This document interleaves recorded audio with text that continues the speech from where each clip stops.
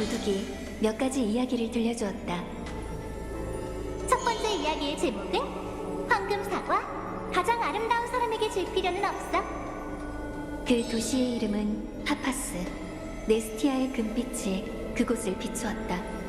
도시 중앙에는 황금 사과나무가 심어져 있었고 오직 가장 아름다운 사람만이 황금 사과를 딸 수 있었다.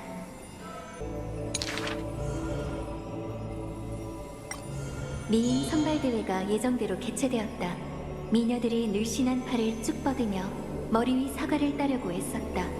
하지만 사과의 손끝이 닿으려 할 때마다 한 줄기 바람이 불어와 사과를 흔적도 없이 사라지게 했다. 흥미를 잃은 구경꾼들은 모두 자리를 떴고 오직 한 명의 아주 못생긴 소녀만이 남았다. 깜짝 놀란 채 서 있는 그녀의 품속에는 황금 사과가 가득했다.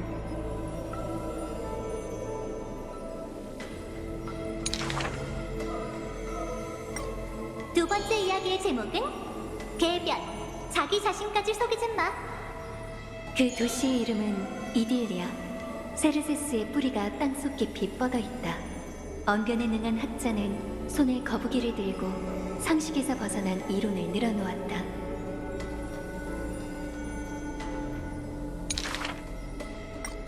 아무리 뛰어난 운동선수라도 이 거북이를 따라잡을 수 없네. 이 주장을 반박할 수 있는 사람은 없었고 그는 원하던 대로 우승을 차지했다. 그런데 학자가 떠나려고 할 때 한 줄기 바람이 불어와 거북이를 그의 앞에 떨궜다. 역설은 뜻밖에도 진실이 되었다. 학자는 거북이를 쫓아 밤낮으로 뛰어다녔다.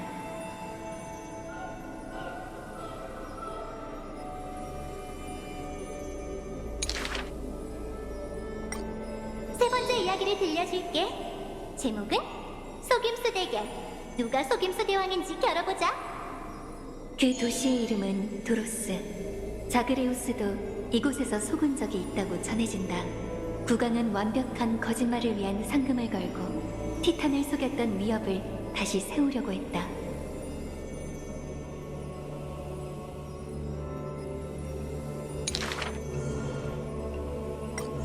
제 생각에 이 세상은 조롱박이에요.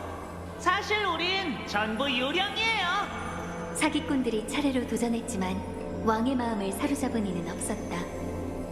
한 줄기 바람이 불고 한 소녀가 공고를 떼어내 왕을 아련하러 왔다. 잠시 후 그녀는 상금을 손에 들고 밖으로 나왔다. 주변 사람은 궁금해했다. 그녀는 어떤 속임수를 쓴 것일까? 자그레우스는 거짓말 말해. 그리고 내가 바로 그 자그레우스야.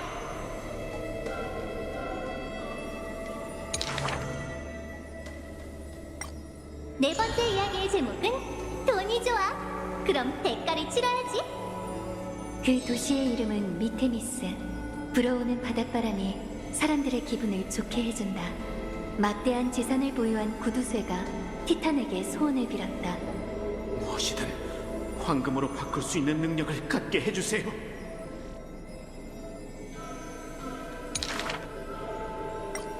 한 줄기 바람이 불더니 손에 있던 돌이 번쩍이는 금으로 변했다.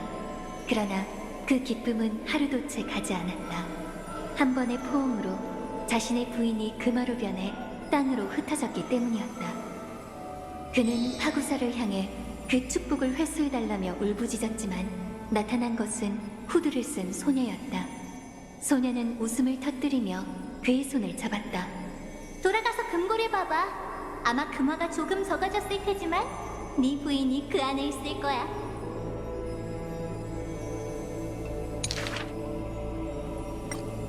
사이퍼라, 또 긴 여정을 떠났었구나. 재밌는 얘기 듣고 싶어.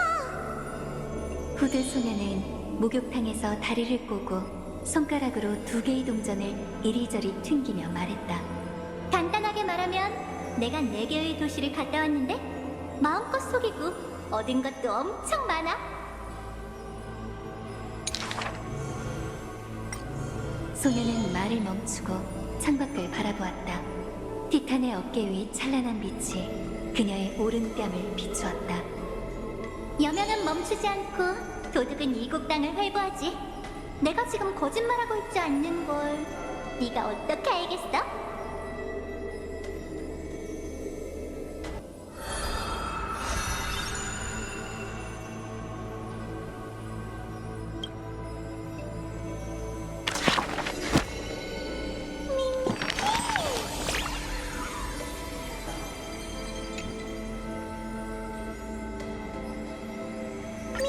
미미?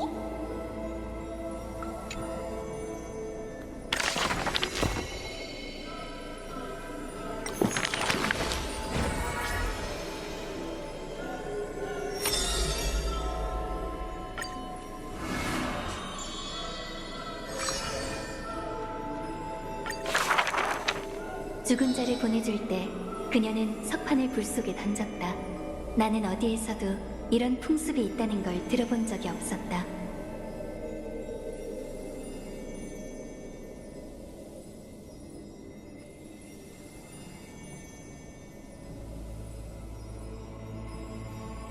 그때 석판 위에서 무언가가 흘러내렸다. 그 색은 다채로웠고 마치 그 무자비한 사신을 대신해 눈물을 흘리는 듯했다. 알고 보니 그 석판 위에는 시가 새겨져 있었고 각 단어는 색깔로 정성스럽게 장식되어 있었다. 사람들이 아직 살아있을 때 전 그들을 위해 이 시들을 썼어요. 소녀의 대답은 여기서 멈췄다. 시를 읽어보고 싶다는 사람이 찾아오면 그녀는 침묵할 뿐이었다. 시간이 지나면서 소녀는 꽃잎으로 가린 마음을 열고 작품을 보여주지 않으려는 이유를 밝혔다. 글이 너무 어설퍼서 도저히 보여드릴 수가 없어요. 그것은 소녀의 부끄러움에서 비롯된 것이었다. 소녀에게도 공상에 빠져 다양한 야사를 창조하던 시절이 있었다. 그녀의 손을 멈추게 한 것은 한 가지 오해였다. 전쟁에서 명성을 떨쳤던 숙적 둘이 있었다. 소녀의 시를 본 그 중 한 명이 박장대소했다. 나는 그 녀석과 죽기 살기로 싸웠다. 그런데 네 눈에는 우리가 서로를 아끼는 것처럼 보였군. 그녀는 시를 단순한 소일거리로 여기지 않았다. 그녀는 수백 개의 이름으로 작품을 남겼다고 한다. 다른 시대에서 그녀는 자신의 이전 관점을 비판하며 그녀의 정체를 파악하기 어렵게 만들었다. 하지만 우여곡절 끝에 마침내 그녀의 허점을 발견할 수 있었다. 아무리 그녀의 생각이 바뀌어도 글의 행간에서 사람들의 덧없는 생명의 가치에 대한 그녀의 믿음을 엿볼 수 있었다. 가슴을 아리게 하고 마음을 사로잡는다. 그녀는 죽음의 손길이자 시와 사랑의 유령이다. 시가 불만을 불러일으킬 때도 있었다. 그녀가 쓴 시는 전부 결말이 없었고 죽음의 시녀는 이야기를 이어나갈 의향이 없었다. 도저히 쓸 수가 없었어요. 소녀는 이렇게 변명했다. 제 사명은 살아있는 자들을 결말로 인도하는 거예요. 죽은 자들을 위한 시의 결말은 도무지 떠오르지 않는 걸 어떡해요. 그녀는 솔직하지 않다. 죽음에 익숙한 사람이라고 해도 이별에 능숙한 것은 아니다. 그래서 나는 그녀에게 제안했다.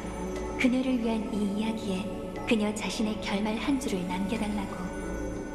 그녀가 가져온 것은 죽음만이 아니에요. 처음 만났을 때 그녀는 이렇게 대답했다. 그리고 마지막으로 만났을 때 그녀는 다시 한번 이 마지막 문장을 숙고했다. 죽음 외에도 그녀는 기억될 만한 다른 것을 가지고 있어요. 이것이 그녀의 마지막 여정이었다.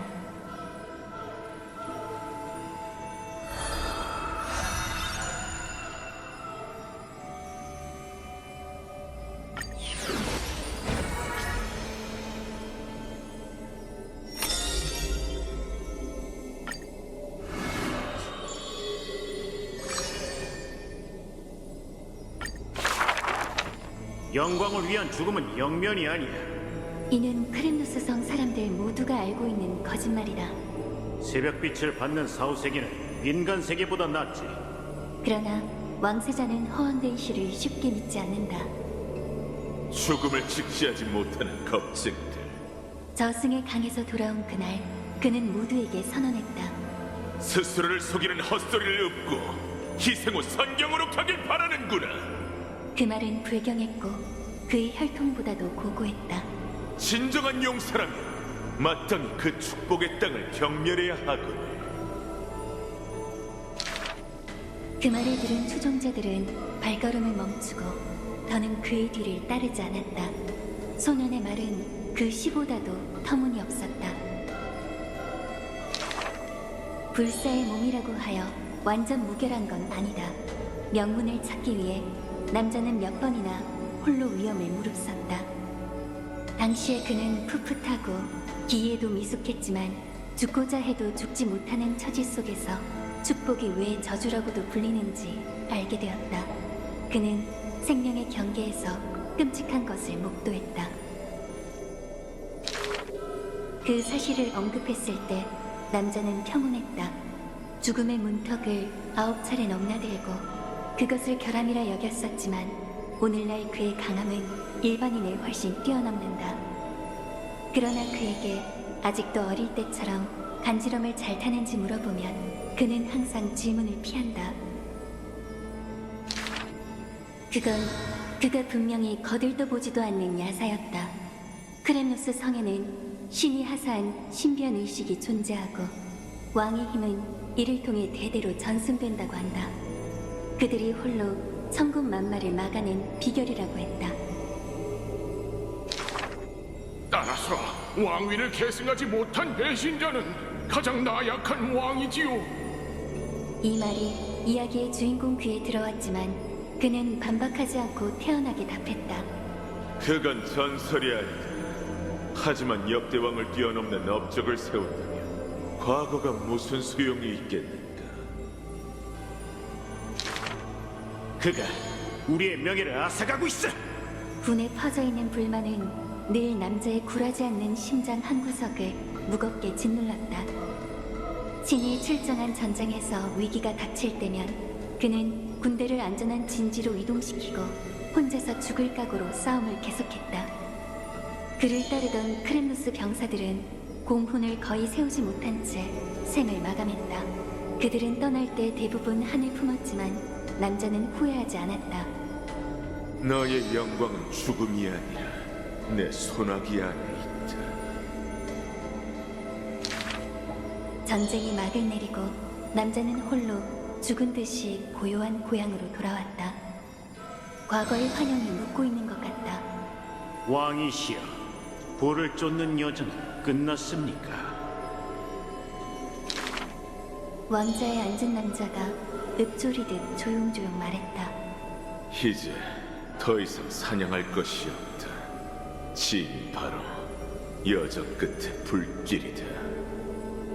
그의 말대로 왕을 죽이면 왕이 되고 신을 죽이면 신이 된다. 피를 왕관 삼아 쓰는 건 그의 영원한 숙명이다.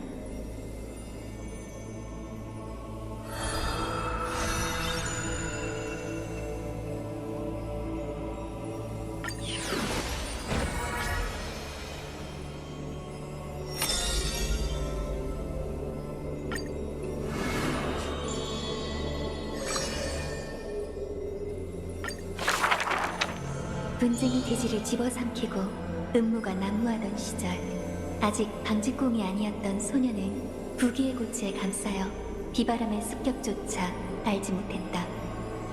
그녀는 낭만이 가득한 대저택에서 청춘을 보냈고 주변에는 진귀한 것들로 가득했으며 심지어 시녀들마저 아름다워 귀족들의 아청과 지역 유지들의 찬미가 늘 그녀를 따라다녔다. 전쟁의 불길이 시를 불태운 그날, 경건하게 기도하던 사제는 제단에서 목숨을 잃고 만인의 숭배를 받던 친족들은 정원에서 참혹하게 살해당했으며 시녀의 선열은 어깨에 둘러진 금빛 비단을 붉게 물들였다. 눈을 가린 금실이 모두 끊어지니 가려져 있던 진실이 보였다. 바람에 무너지는 고귀한 만큼이나 취약한 것은 없어. 기나긴 전쟁 속에서 금실을 짜는 자의 가문은 칼날에 갈갈이 찍혔고 대대로 전해지던 낭만은 비극이 되었다. 저택은 폐허가 되고 소수만이 살아남았다. 한때 그녀에게 호의적이던 귀족 중 도움의 손길을 내미는 이는 아무도 없었다. 낭만, 아름다움, 재능, 고귀함이 재앙 앞에서 무슨 소용이 있으랴. 그녀가 눈을 감고 시리에 빠져 있을 때 시녀가 망가진 배틀을 가져왔다. 아가씨, 저를 위해 바늘과 실로 옷을 만들어 주실 수 있나요? 그녀는 비웃으려 했지만 눈을 뜨자 아연실색할 수밖에 없었다. 시녀의 얼굴엔 그녀를 지키기 위해 생긴 흉터로 가득했다. 전 더 이상 앞을 볼 수 없지만 그래도 아가씨께서 만들어 주신 옷을 입고 싶어요. 그 말을 듣자 알 수 없는 이유로 직조에 대한 갈망이 시리를 대신했다. 그렇게 무너진 벽과 폐허 속에서 낭만의 배틀이 다시 돌아가기 시작했다. 시녀의 아름다운 옷은 황금으로 변했고 그녀는 고귀한 영성을 되찾았다.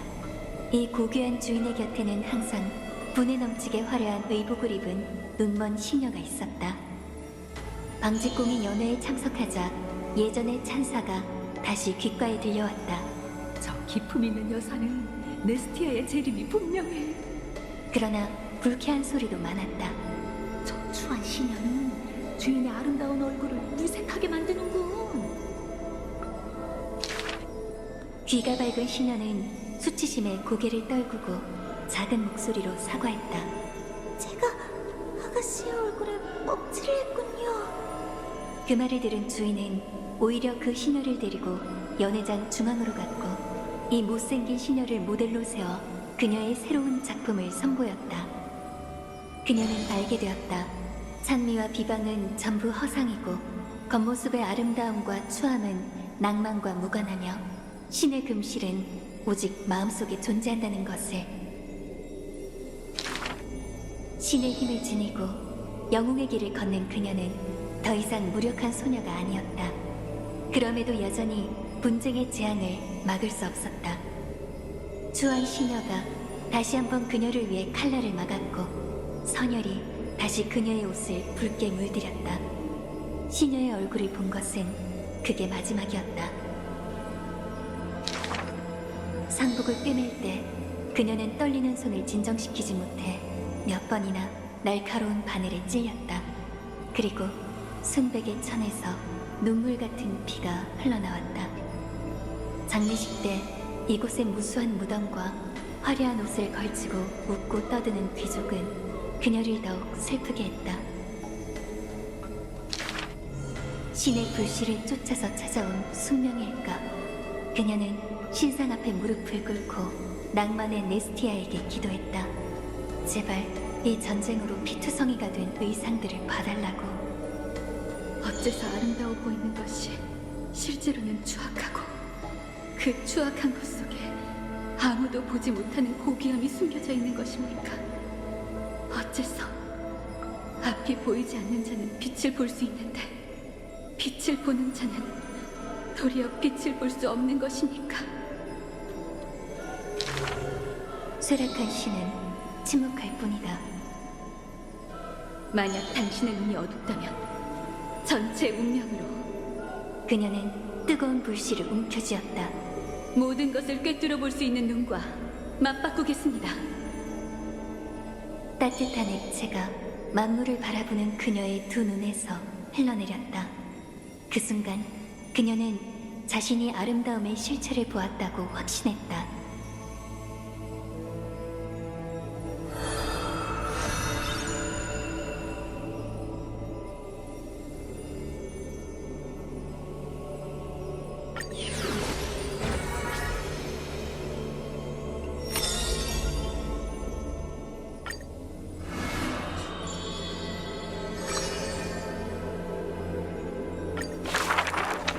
그가 무력해 보일지라도 절대 그와 싸우지 말라. 이방의 용맹한 검객이 나무 정원에 침입했을 때 그는 두 눈과 교편 하나로 상대의 기세를 꺾고 고절한 검수를 파회했다.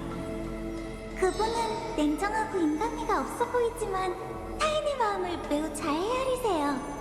사랑에 빠진 학생이 사랑에 실패했을 때 그는 한마디의 풍자와 한마디의 조언으로 금시를 이어주어 행복한 결말을 맺게 했다. 모든 것은 학술이며 인간의 지혜는 무한하지. 무예든 인간관계든 모두 그 이치를 풍부할 수 있다. 그는 만물은 모두 해석이 가능하며 해석이 불가능한 것은 정체불명의 신비가 아니라 해결해야 할 문제일 뿐이라고 확신했다.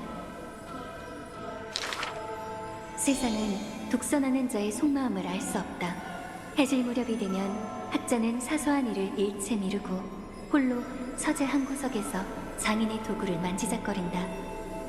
동료들은 그가 새로운 신성 모독의 길을 탐구하는 것이라 의심했고 제자들은 그가 새로운 기적을 창조하는 것이라 여겼다. 호기심 많은 자가 창문 밖에서 몰래 들여다보니 귀엽게 생긴 작은 나무새가 학자의 손바닥에서 머리를 흔들고 있었다. 내가 그의 동기를 물어봤지만 답변을 잘하는 학자는 이 질문에 대해서는 답변을 거부했다.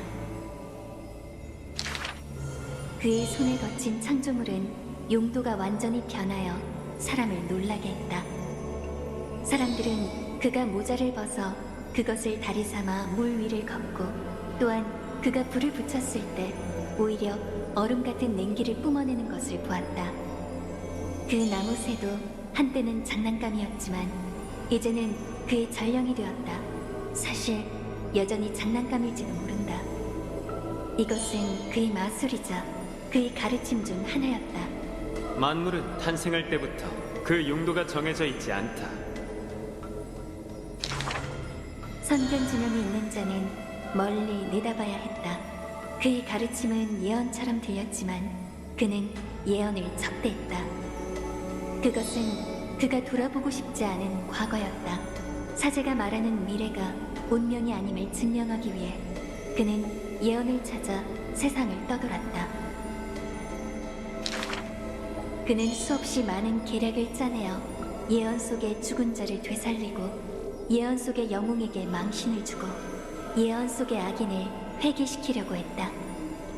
운명은 그의 계략을 예측할 수 없겠지만 그것을 짓밟을 수는 있다. 결국 모든 시도는 헛수고로 끝났지만 그는 여전히 포기하지 않았다. 그의 포부가 거대했던 만큼 좌절도 그림자처럼 따라왔다.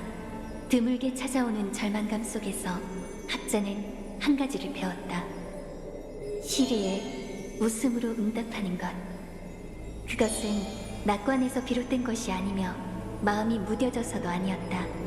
이 불행에 감사한다. 그의 웃음소리는 분명 자조적이었지만 또 다른 감정도 담겨 있었다. 만약 이 길이 험난하지 않다면 후세가 어찌 내 이름을 기릴 수 있지? 야망이었다.